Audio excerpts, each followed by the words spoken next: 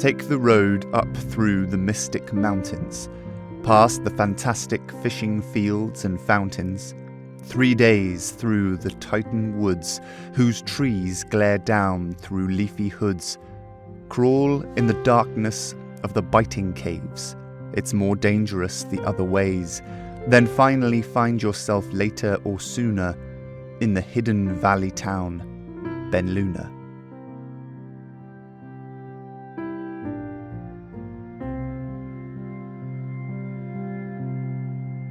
In the market square, in front of the Stava church, in the middle of Benlunar, there are many different stalls, each selling something unique, made with love and care by the stall's owners. All are different, but one thing many stalls have in common is a small set of metal scales, used to weigh products against a standard set of weights, made by Benlunar's own blacksmiths and measured to the standard set in the city of Fridos. The scales represent an unspoken agreement.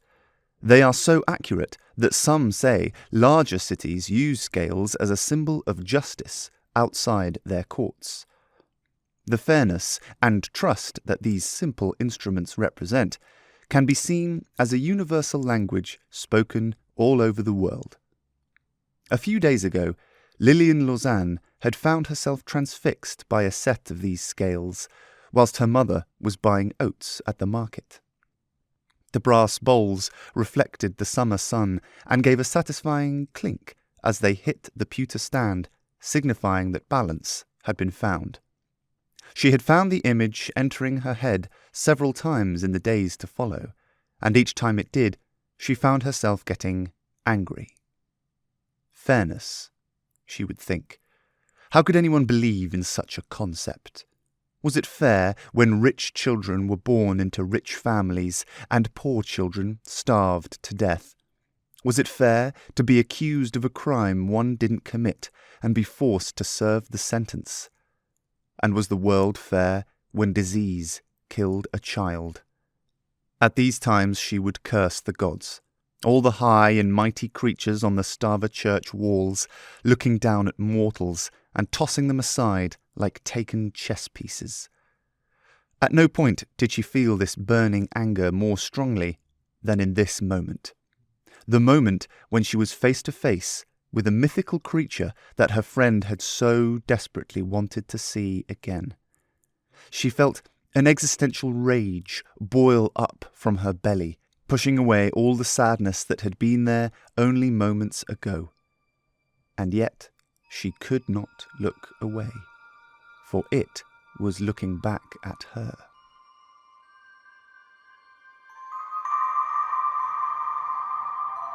Against the backdrop of the forest floor, leaves the colour of burnt sugar crunching under its padded feet, stood an animal Lilian had never seen before. 2 cat-like eyes cut through the gloom and stared at her, unblinking. It had a snout like a dog, but its ears were pointy. From this distance, Lilian could see its wet nostrils flaring as it drank in the evening's scent. Its fluffy tail flicked back and forth in wariness from the back of its soft coat. Its fur was a light brown, but as soon as Lilian registered this, it flicked and changed. One moment it was brown, then it shimmered into a mossy green, and then a flash of orange, and for the quickest instant it was as blue as the sky had been that morning. And it was big, easily as big as Orton's dog, Silky, although it had a more regal way of holding itself, less slobbery and floppy. Lilian's anger faded, replaced by wonder. She knew she ought to be scared, but she still felt too much sadness and anger. She found her breath again and began to slowly inhale as she shifted her weight to take a tentative step back. She heard a strange noise coming from the creature, which by now she knew had to be the fanehound that they had been looking for all this time. It sounded like purring, but more metallic and melodious.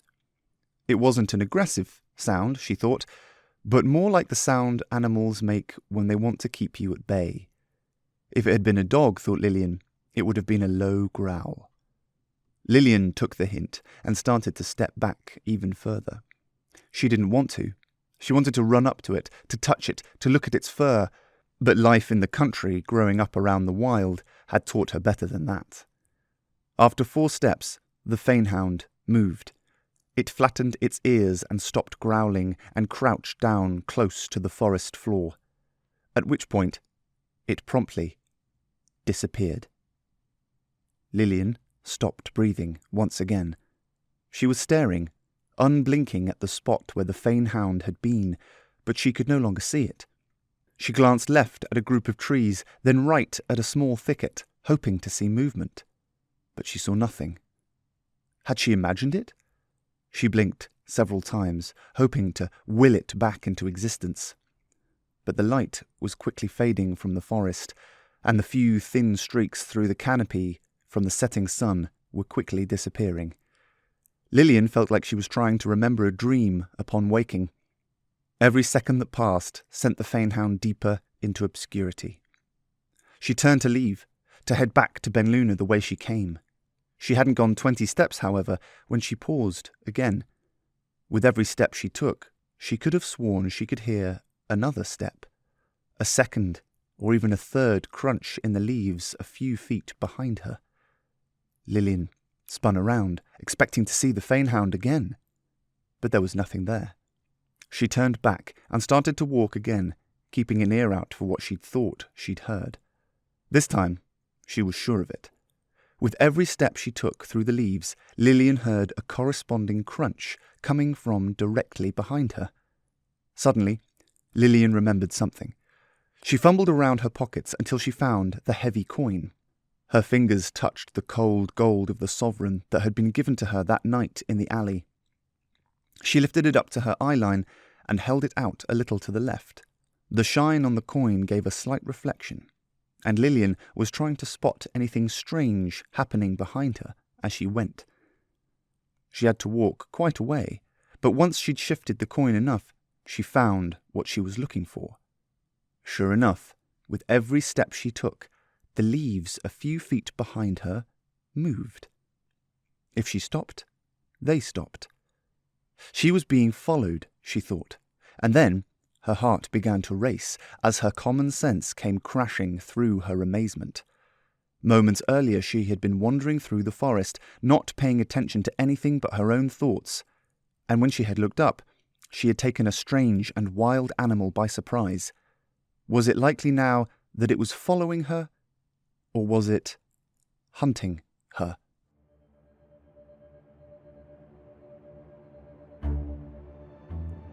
Lilian instinctively quickened her pace. Her running made the already foggy mirror image become useless, so she shoved the coin back into her pocket and broke into a run. The wind in her ears and the quick crunch of leaves, as well as the sound of branches being flicked back, made it impossible to tell if the footsteps were still behind her. All Lilian knew as she ran was that with each step she took, she had not been caught, and so she continued. She ran back through the forest, towards the river which she could now hear in the distance. Once she reached it, she splashed through it, slipping at one point and getting drenched. Once she had climbed back up the hill to her house, however, she did not stop. She didn't even give her kitchen window a second glance as she rushed past it, all the way up the path and on to Benlunar's cobbled streets. By now, her legs were heavy with exhaustion, and she was taking quick, gulping breaths.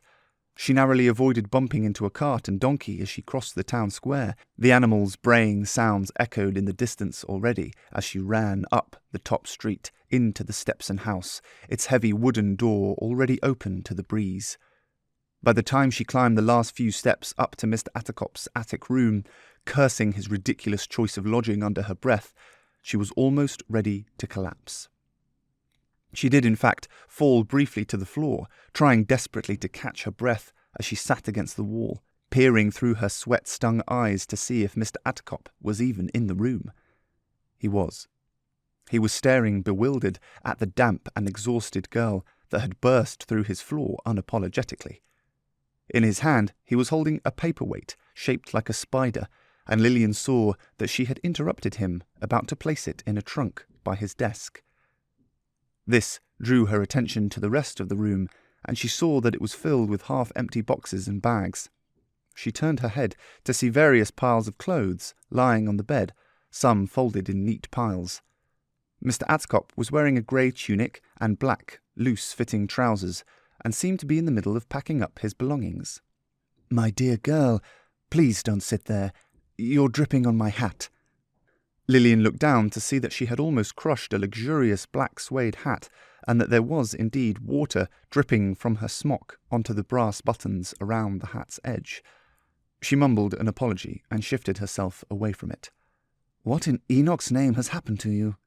asked Mr. Atcop as he went back to packing his belongings. Lilian wanted to answer, but between breaths she could only say a few words. What are you doing?" Mr. Atcop didn't look back at her. Instead, he spoke offhandedly while examining a book, wondering which box to put it in. "I'm packing, of course. I did tell you I'd be leaving soon." Lilian was taken aback. Everything these last few days had been so clouded over by what happened to Kilda, she had forgotten that Mr. Atcop was leaving Benlunar. She realised that she hadn't actually seen him since that night at Kilda's house. She pushed the memory out of her mind, feeling a familiar lump appear in her throat at the very thought of it. Mr. Atcop looked up from packing. "Lilian, I know these last few days have been difficult, but if you're going to go mad, I really wish you would tell me." Lilian shook her head and snapped her attention back to the matter at hand. Her pulse was slowing now, and her head was clearing. "I saw it." "Saw what?" said Mr. Atcop, throwing a few pages into a wastebasket. "I saw the Fanehound, the thing that me and the animal I told you about, the one whose fur we found. I saw it in the woods." Mr. Atcop slowly turned to look at her. He paused for a second and then walked over to where she was and sat down on the floor in front of her. Lilian almost giggled at how out of place he looked, sat cross-legged like a child playing with wooden soldiers. He wore a serious expression as he spoke. "Tell me what happened. Exactly." Lilian had finally managed to slow her breathing and began to tell him everything that had just happened. She even brought out her gold sovereign to show him how she had used its shiny surface to look behind her. Mr. Atcop listened patiently, barely changing his expression as she spoke. When she finally reached the part about arriving at the Stepson house, he took a deep breath and gazed at the clutter of his attic room. He seemed to be weighing what to say in his mind, ordering the words carefully, like packing precious things into a trunk. "Lilian," he finally said, "do you know the difference between an objective and a subjective truth?" Lilian hadn't expected this as a response to her story. She raised her eyebrows, curious as to what this had to do with mythical disappearing dogs. No, she had heard the words before, but couldn't confidently say she knew their meanings. Mr. Atcop reached behind him and grabbed a glass vial, one of the ones he'd used in his many experiments. It was a similar size to the vials of essence Lilian had seen, but not as ornate. "You see this?" he said, holding it in front of himself. "Neither you or I or anyone observing us would argue that this vial is not here. I can see it, I can touch it, I can smell what might have been inside it." He tossed the small object between his hands, as if really making sure it was indeed real. "This vial being here with us now, that is an objective truth, meaning that it remains true for anyone and everyone, no matter who you are. With me so far?" Lilian nodded. "Good. Now, how this vial makes you feel, what it might remind you of, what it signifies to you, these things are all just as real as the vial itself, but they will be different for you and me. I have different memories or thoughts associated with this object compared to you. That is called a subjective truth. It is true, but only for me, just as your subjective truths are true only for you." Lilian still didn't understand what this had to do with anything. Mr. Atcop threw the small bottle carelessly into a pile of cloth rags. "This experience you've just had," he continued, "there is no doubt in my mind that you did indeed witness something, that you had some sort of supernatural encounter, but I believe that it would be classed as a subjective truth rather than an objective truth. Lilian began to understand, and she began to feel anger rise up inside her. Of all the people she wanted to tell, she told Mr. Attercop first because she was sure he would believe her. "You're saying it isn't real, but I saw it, just like I'm seeing you." "I'm not saying that," he reassured. "I do believe you saw something. All I'm saying is that had I been there too, I would not have seen anything. Because when I think about all the things that constitute an animal, I remember that the ability to disappear is not one of them. It's like when people see ghosts or have out-of-body experiences. They are true, but they are not objective truths." Lilian paused for a second. She shook her head in annoyance. "So, magical moon water and secret assassins and demons, they're all real, but the animal I saw today was not." Mr. Attercop's eyes grew concerned. "Lilian, considering what you've been through, it's not surprising that your mind would—" Lilian cut him off. "No, don't say that. Don't use what happened to Kilda to make me sound like I'm going mad. I know what I saw, and if you don't believe me, then, well, I'll catch it. I'll stay in Benlunar and I'll catch it and prove it to you." Mr. Attercop stood up. "I'm sorry, Lilian. I know this is frustrating, but as you can see," he gestured to the cluttered room, "I'm rather busy. If you would like, this evening you and I can meet and discuss everything you've been through these last few days, and we can say goodbye." This stopped Lilian's train of thought in its tracks. "Goodbye?" she said. "What do you mean?" "Well, I plan to leave Benlunar tomorrow, or the day after at the latest. If you would like to come with me, then that offer still stands. But I understand if you would rather stay here with your family. Either way, tonight you say goodbye, either to me or to Benlunar." Lilian left the Stepson house with a million more questions than when she arrived.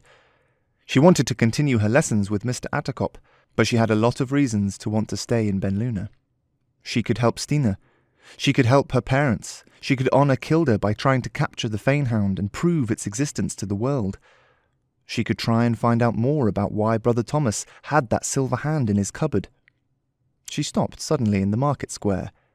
The setting sun was slowly turning the mountain behind her a beautiful peach colour, and the last few stall holders were packing up their wares. The silver hand. What with everything that had been happening these last few weeks, she had completely forgotten about it. She hadn't even asked Mr. Attercop. She considered turning back, but didn't fancy another lecture about how she was going mad. Instead, her eyes fell on the Stava church, its dark wood catching the pink light of the sky. How could something so beautiful hide a liar in its depths? Without even thinking, Lilia felt her feet move towards the church doors. What did she have to lose, she thought. Her best friend was dead. She might be leaving the town altogether. Sadness and anger drove her forward to confront Brother Thomas directly. She flung the bulky doors open as if she was about to confront the gods themselves. And why shouldn't she thought. They had taken her best friend and were refusing to provide her with answers. Their quiet images gazed down at her from the walls and tapestries as she marched into the main hall. She scowled at Kina, goddess of the seasons, in her form of a hare. The carving's blank black eyes stared back at her, indifferent. She stormed past a statue of Liebling, the goddess of goodness and fairness. Lilian stopped to look at the marble woman, posing with a doe in some flowers. Lilian used to love that statue, but now she wanted to push it off its plinth and watch it shatter. That would show her. Goddess of fairness, she thought. More like goddess of... Lilian? She snapped out of her spiteful trance to see Brother Thomas walking out of the back room carrying a book. Lilian didn't know what to say. She thought that if she opened her mouth, she would start shouting or crying, so she just stood in front of Liebling, fists clenched and eyes glaring. Lilian, is everything all right?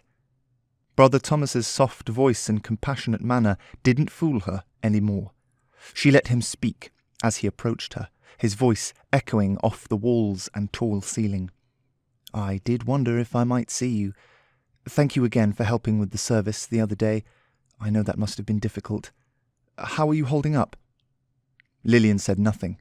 She continued to glare at him as she felt tears forcing their way into her eyes. Brother Thomas changed the subject.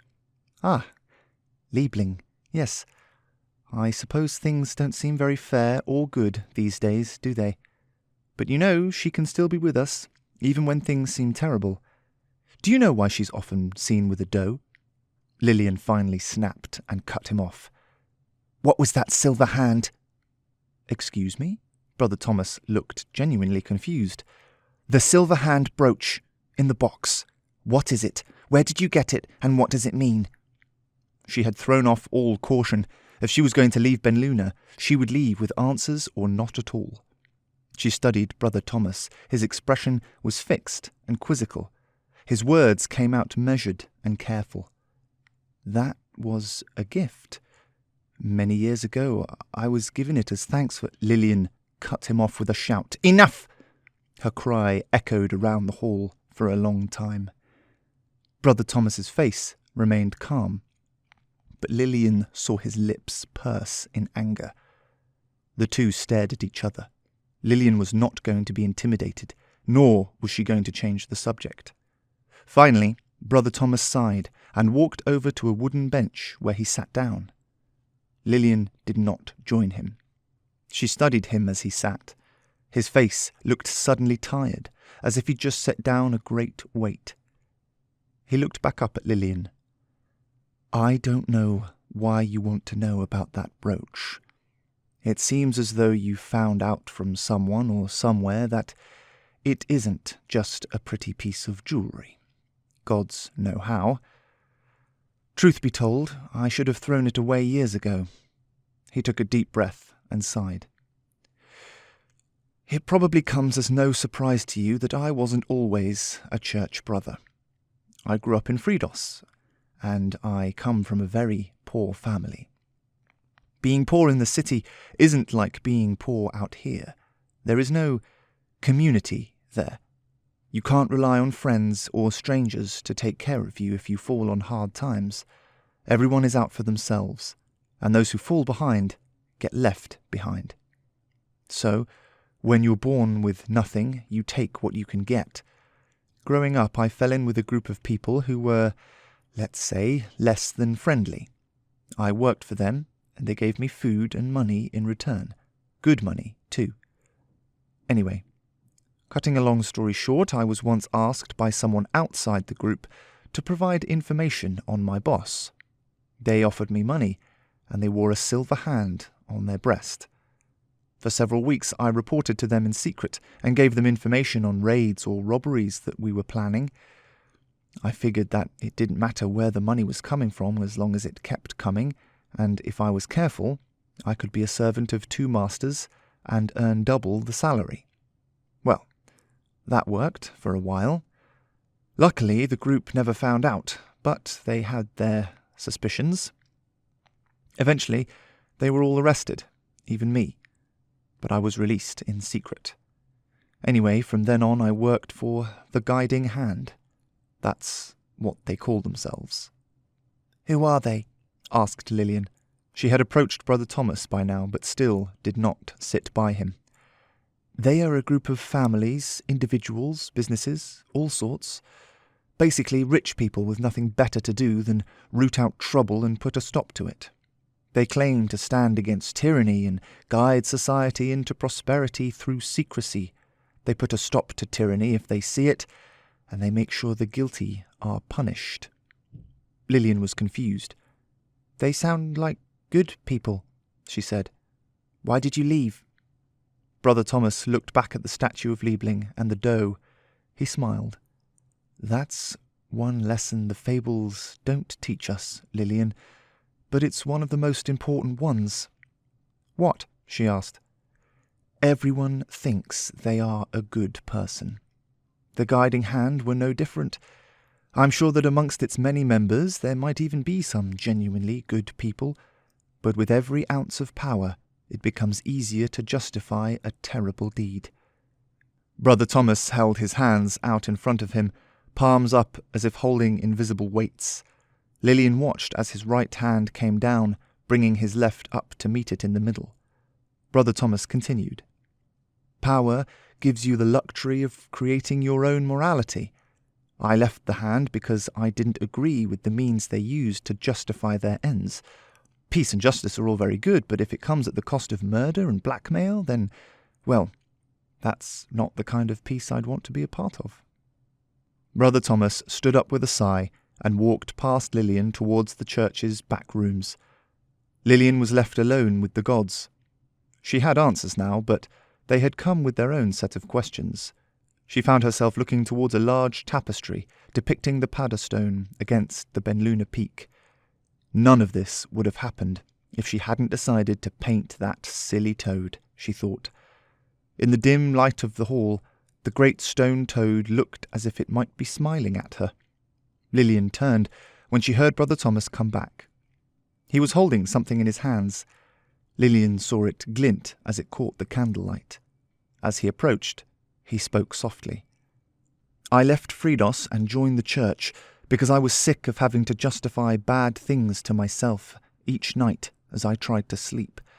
With these stories and this life to guide me, I know for sure that I can be a good person. He held out his hands and placed the object into Lilian's palm. Whatever you choose to do with this, remember, the roads to good and evil are oft made of the same stone. Lilian looked down and saw a shiny silver brooch in the shape of a hand resting in her palm.